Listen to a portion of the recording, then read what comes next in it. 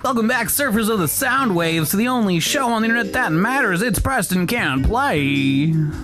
Joining me on the couch, as always, it's the one title wonder, the corduroy legend, the one asshole. That one asshole. Yeah. Hey, everyone. And gracing your eardrums, riveting through the reverberations inside of your speakers and or headphones, blessing the airwaves. It's me, Don Mitchell. Hi. Hi. So there's a Chocobo issue here too. Every shop has a Chocobo issue. Whoa. Whoa. But I only have one greens, and I sold my other greens. Wow. I don't think they give, I don't think they give you anything like worth worrying about. Like, I think if you tickle them in the right place, they'll give you a prize. I'll give you a prize to tickle me in the right place. Well, that's going to be all for us today on Pressing Hamlet. We got some tickling to do off the air. I actually did tickle fingers just now. I wanted to give Vincent... Oh, I did. Okay. We menu ground while everyone was away. Twixt episodes. But I also bought another thing that I want to give Vincent. I think I'm going to get Quake out of here, because I don't really care about Quake either. I was recently playing a game that I thought you'd be proud of me for. Oh, please. Pokemon. Oh, I know that you play Pokemon.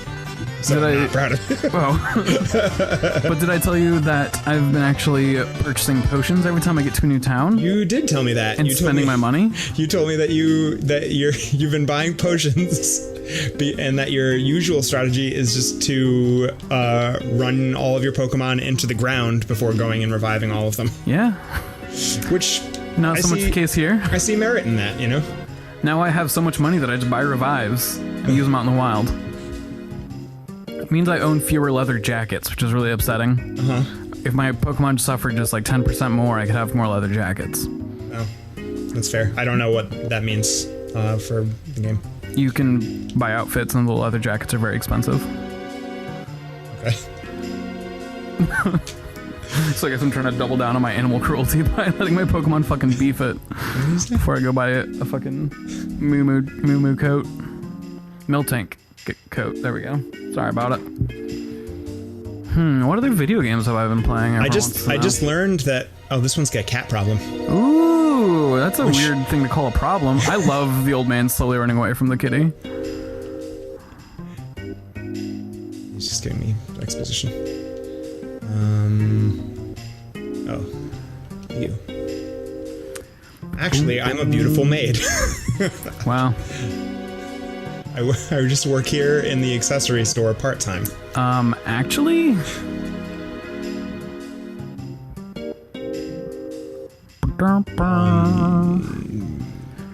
Random. Sorry, go ahead. No, your thing. Okay. I was just gonna say that I learned that, I don't have any money because I bought materia and some weapons, so... But yeah, you're broke as a joke. All these accessories are here, that's pretty dope. A lot of accessories that I don't have. It's got luck. That's good. I want Tifa to have that so she can crit. Crit? Actually, luck doesn't affect your critical rate in this game. I don't know what luck does. I should probably stop playing with the microphone like it's a toy. That's cool. I guess that's pretty dope. White cape. Not many things do frog. Some things do small. But I'm really interested in the amulet. Thinking about a small frog now. Really? Oh, no, luck does do your crits. I was thinking of stealing. Luck doesn't do steals in this game. Which I always feel like it does, and it probably never does. I'm still thinking about small frogs. I think luck is always just criticals, right? You have no idea. You don't even know what I'm saying. No, luck's for crits, typically in video games. Oh, okay. Yeah. But I always attribute it to, like, your stealing success rate, which isn't the case. At least that's real life luck. Yeah, right. That's meta luck. I recently discovered that, or not discovered, but heard the news, the controversy, that the new Pokemon doesn't have a bunch of first-gen... Where the fuck have you been for 9 months? I don't pay attention to Pokemans. Yeah, you know this to be true. It's an evolving controversy, because part of... I have a hard... Sun and Moon, the games that came out right before Sword and Shield, I had an especially hard time getting into because there were just like so many fucking Pokemon that they wanted you to care about, especially early on. And there were enough other changes to like the Pokemon formula that I was just like, I can't get into this. And so hearing that there were going to be fewer in this one at first, I'm like, oh, that's a bummer. I won't have all my favorites. But then immediately, half a second more of thought, I'm like, wait, that's going to be so much fucking better to get through. Because I can better curate the experience you're going to have by knowing which Pokemon you're going to have to interact with this world with. And I'm told there's a lot of great impact on like the competitive scene, because how the fuck do you balance 800 unique characters in a game that also has battling, like competitive battling? And so if you scale that down to be, I think it was exactly 400 in the base game. Cool. But then people decided that the reason they were doing it was because, modeling Pokemon is hard, its animations are expensive, which I've still not seen a quote direct from Game Freak, the developer, that says the reason we didn't do all these Pokemon is because animations are hard. I've only seen people decide that that's why they did it. And so, punching back from that, people found animations in the older games that look extremely similar to the ones in the new game. And they're like, see, they already did it in this other game. Why can't they just do it again? Like all they have to do is copy and paste, you know? Yeah. But enough people quieted down once they realized, like, oh, it's for competitive balance. That makes sense. But again, I've never heard Game Freak specifically say that. I've just seen people into it like, well, maybe that's why they did it. And they just recently announced DLC for Pokemon that's going to add back like 250 Pokemon that were cut from the original game. And it's just reignited this controversy where everyone's like, oh, you guys already had these Pokemon, you were just planning to sell them back to us? Like, how fucked up is that you're keeping them all hidden behind a paywall, which isn't true. You can still get any of the Pokemon that are coming to the DLC for free in the base game once the DLC hits. So they're essentially just like patching in. Basically, yeah. I mean, I fucking love Pokemon Sword and Shield. I had a fucking blast with with that game. I played Shield. And it's the most fun I've had getting through a Pokemon game since X, which was like 6 or 7 years ago that I played that. 6 years ago that I played that. Because it was so digestible and really straightforward where you can go, what you're supposed to be doing. But after like the second or third gym, you're let loose in what's called the wild area, which just has probably half of the Pokedex wandering around in it. So if you want to like spend time there and find your perfect party, you can, which I thought was great. Got all the way through the game, and I'm like halfway through the end game content after you get all the gym badges and beat the Pokemon champion. That's kind of like where the game ends, but there's always another thing to do where you go find the legendary Pokemon or go on some extra quest. And I'm partway through that and kind of got a little bit burnt out just because at that point I'd played like 30 hours of Pokemon in a weekend. But now to hear that there's DLC coming, it's like, oh, that's perfect. By the time that first DLC hits in 6 months, I'll have gotten through this endgame content and be hungry for more stuff. And it's very clear how it's just going to slot in and like be another chunk of this game without detracting from what the rest of the game is. And the same goes for the second DLC. There's like a DLC pack where it's two separate things coming. That's coming, I think, 4 months after that first one hits. And like, I'm so down for that. Like, that's probably exactly when I'll get bored of the last one again. Yeah.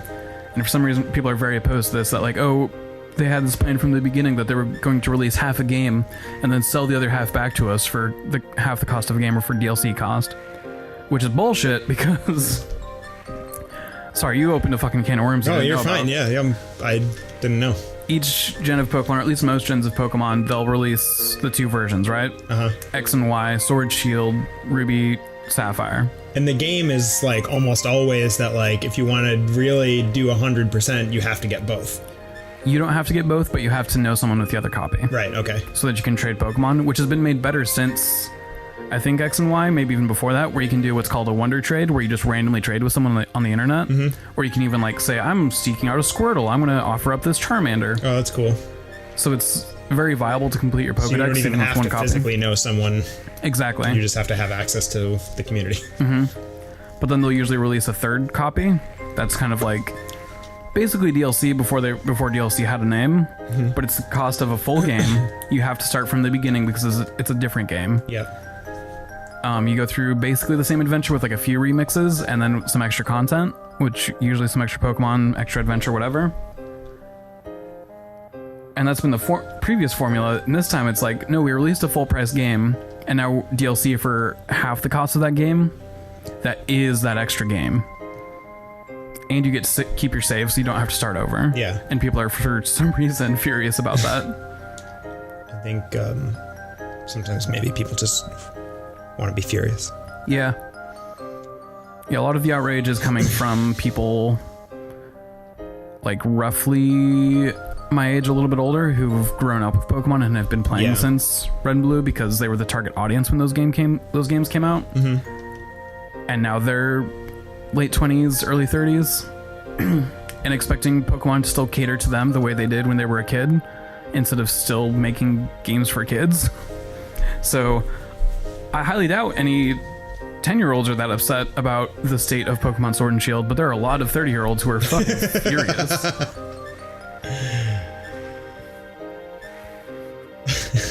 All of which I think is fucking ridiculous. Yeah. I mean, it's kind of a silly thing to be upset about. Exactly. In any regard.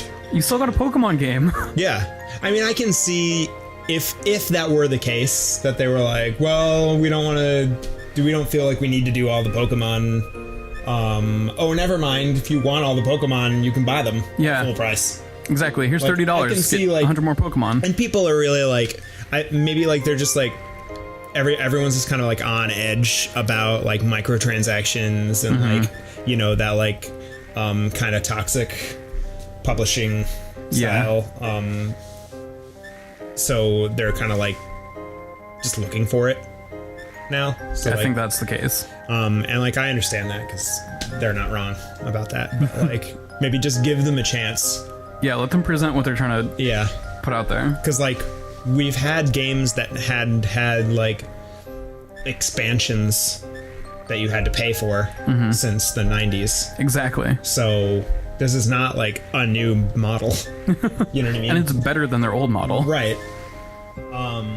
And maybe people are just like maybe a little bit spoiled because now with online play, like publishers have the ability to distribute patches like without even like letting you know that it's going to happen. You know, to like fix things and like stuff in and like, oh no, we're like putting in these Pokemon. Here you go. Like, that's fine. I think that's what people wanted. Yeah. And I think this is genius because they're even after this DLC, they still won't be at the full Pokedex. Yeah. So I fully anticipate in 2021 they're going to announce, oh hey, here's another DLC pack. I think that just has that much more content for this 2-year-old game at that point. That makes total sense. I mean, and to the point that you made earlier, like you don't need 800 individual fighters. Yeah. You don't. I know everyone wants to see their favorite wet turtle in like HD. But we've got a dozen wet turtles now. Right.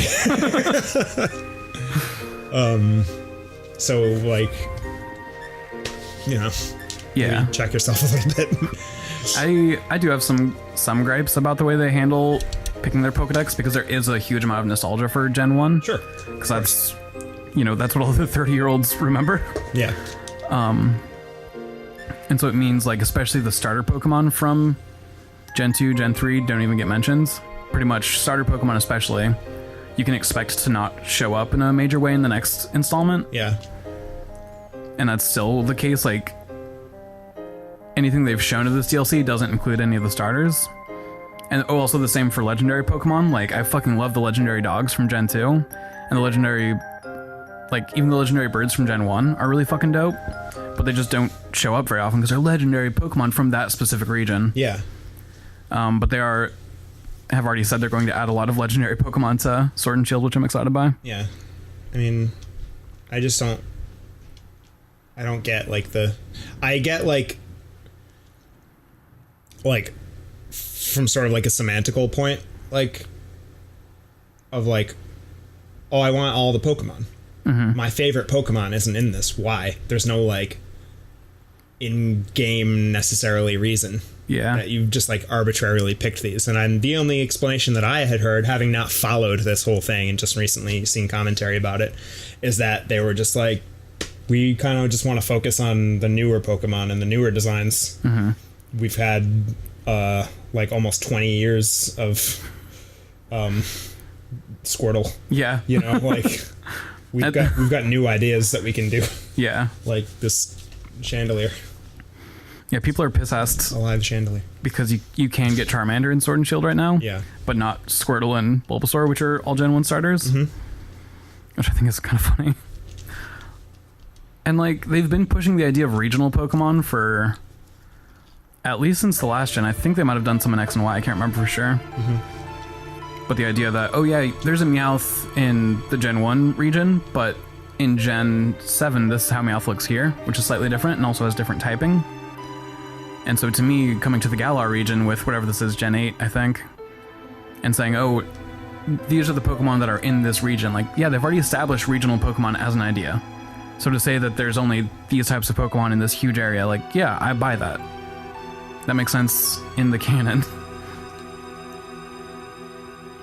And what people are upset about is, well, I want to import my Pokemon from other regions. Right. They'll get there, though. Totally. And like it's just like people being reactionary. Exactly. So what's happened in the game? I'm sorry. You fucking opened a can of worms. It's all good. And then I yelled about Pokemon for 15 It's all right. minutes. Yeah, we're in one of the story dump sections. Okay. One of the plot dump sections, as you say. So during that whole exchange, what we learned was that we went to this town and found out that Cloud had like washed up on the beach, and he's in their town clinic. The doctor says that he has got a crazy amount of Mako poisoning. Whoa. So he's basically like in a persistent vegetative state right now. They're in shock that he survived it. The doctor's like, this is like an inhuman amount of Mako poisoning. Oh, geez. I don't know how he's alive, but he's a vegetable. And so Tifa is like stepping away from the party to be by Cloud's side. Oh, okay. And the rest of them went back to the Highwind and are just like, what do we do? Right. We can't bear. It's like, we cannot just like sit here doing nothing until Cloud gets better, maybe. Mm-hmm. So what do we do? At which point Kate Sith was like, point of order, there's a Shinra meeting happening right now that I can eavesdrop on. Oh, okay. And that's what we're observing right now. Okay. Which is also our first hint as to who is controlling Kate Sith. Because they should be present in this cutscene? Yes. Okay. And what Kate Sith said is that he said Kiaha and Giaha are saying something, which is the way that Heidegger, the gentleman in the beardy gentleman in the green, and the other older fellow in the brown that we beat up before, whose name I can't remember, those are how they laugh. So Kate Sith isn't either one of them. But it should be in this room right now? Should be in this room right now. So that we have those two. That's the space gentleman in the brown. Heidegger, I believe, is urban development. Okay. And then Rufus, obviously. Scarlet, who is weapons, I want to say. And then Sang is in the back corner. See his feet? You can see his feet. Okay. I can't remember what his position is. But so this is like the executive team of Shinra. Okay. Ooh. They are talking about, so Rufus is like, all right, we have two big things that we have to do. We have to figure out how to get into the northern crater where Sephiroth is, but we have to deal with the weapons. Okay. But also Meteor is coming, so we have to do something about that. So what they're talking about now is collecting what they're calling huge materia. Okay. Which are like basically like super condensed forms of materia, and each region has one. Okay. Gotcha. Yeah. I don't know if they've said exactly why. There we go. Whoa. I hope it's Rufus. I don't think it'll be Rufus, but I hope Rufus is the one controlling Kate Sith.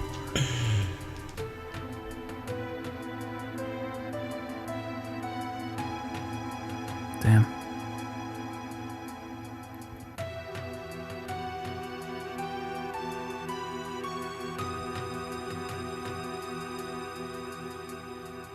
Gah, ha, ha, ha.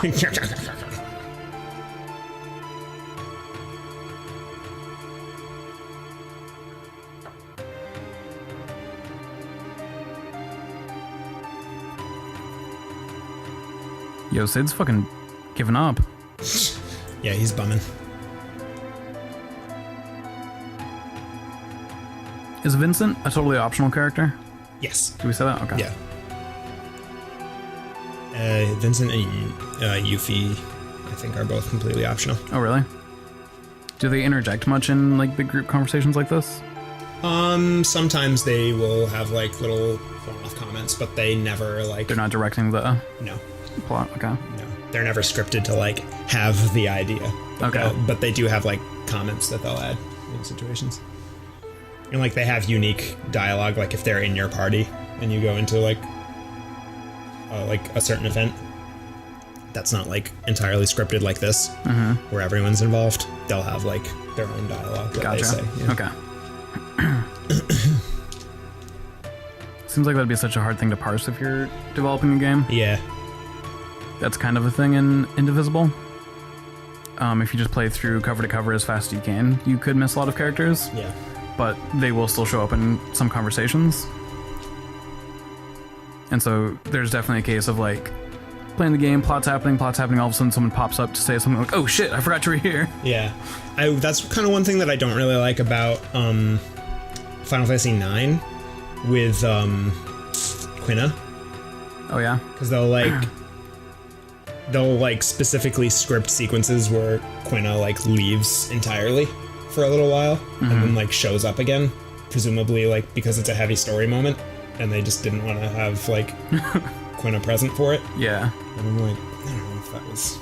I know like Quina's like the nature of their character isn't to have like they're not an intelligent character, so they don't display logic. So having them present for like a really heavy story moment would probably not be effective.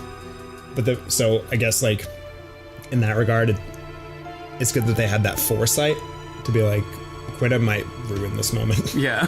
But also, I feel like it's kind of a cop-out to like write a character that can't contribute to the story. Yeah. And then just be like, we're just gonna script this character to like bounce for a while. There's been like one part so far where Kina actually like mattered that they were in our party. Yeah.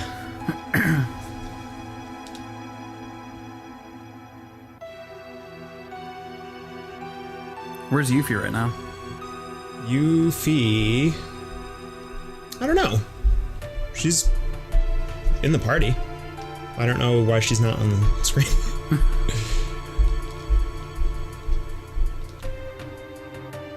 Huh. Interesting. Oh, so it's just sleep.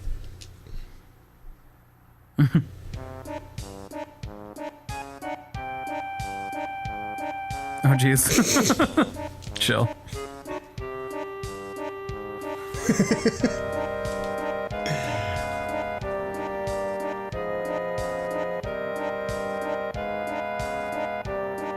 I do really like how surly Sid is, even though he was shitty to his girlfriend.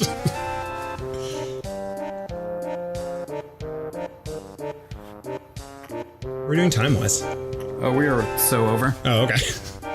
I figured we'd finish this cutscene, but then it just kept going. Yeah.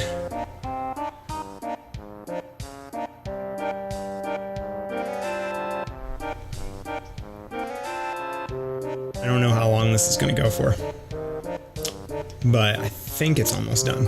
Let's get through this scene on the ship, Okay. and then if it cuts again and goes back to Shinra or something, we can cut there. Yeah. Huh.